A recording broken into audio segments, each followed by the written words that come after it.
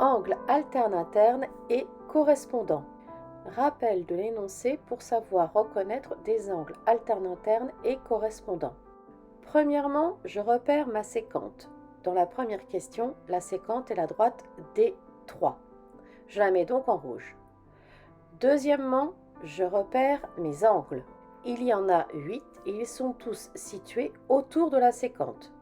Troisièmement, je sélectionne les angles à l'intérieur des deux droites. Ça en fait partir 4. Quatrièmement, je choisis un angle au hasard. Ici, j'ai choisi l'angle EAD. Cinquièmement, maintenant, je fais mon alternance. Mon angle EAD est du côté gauche de ma séquente. Son angle alterne-interne doit être de l'autre côté de la séquente. Donc, je supprime l'angle qui est du même côté de la séquente que l'angle EAD. De plus, l'angle alterne-interne à EAD doit changer de droite. EAD touche la droite D1, donc son angle alterne-interne doit toucher la droite D2.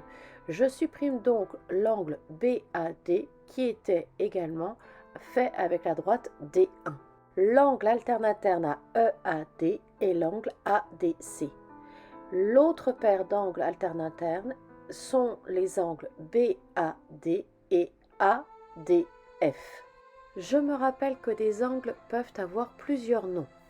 L'angle EAD peut également s'appeler l'angle EAG.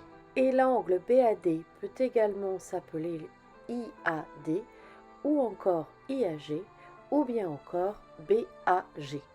Maintenant, je change de séquente. Ma séquente, maintenant, est la droite D4. Je la mets en rouge. Je repère les 8 angles qu'elle forme avec mes droites D1 et D2. Je retire les 4 angles qui sont à l'extérieur des deux droites D1 et D2. Je prends un angle au hasard et j'alterne du côté de la séquente et j'alterne par rapport aux droites D1 et D2. J'ai donc deux paires d'angles alterne-internes.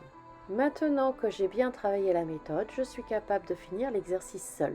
Je fais attention au nom de mes angles, je mets bien 3 points et un chapeau. Voici les réponses des questions 2, 3 et 4. Je passe aux angles correspondants. Je commence encore par premièrement repérer la séquente en la mettant en rouge, deuxièmement repérer mes angles et j'en ai toujours 8.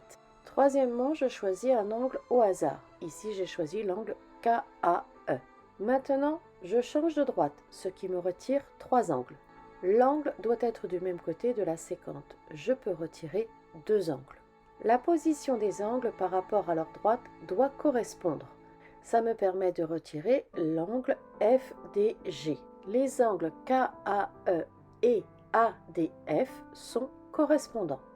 Comme j'ai 4 paires d'angles correspondants, j'ai 4 réponses possibles pour la question 5. En changeant les séquentes. D4 est maintenant ma séquente. Voici les 4 paires d'angles correspondants que je vais avoir de possibles, donc les 4 réponses que je peux donner pour la question 6. D1 est ma séquente.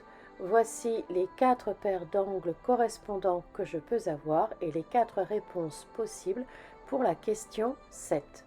Enfin, D2 est ma séquente. Voici les 4 paires d'angles correspondants possibles et donc les 4 réponses que vous avez pour la question 8. Avec les angles correspondants, il y a toujours un angle à l'intérieur des deux droites et un angle à l'extérieur.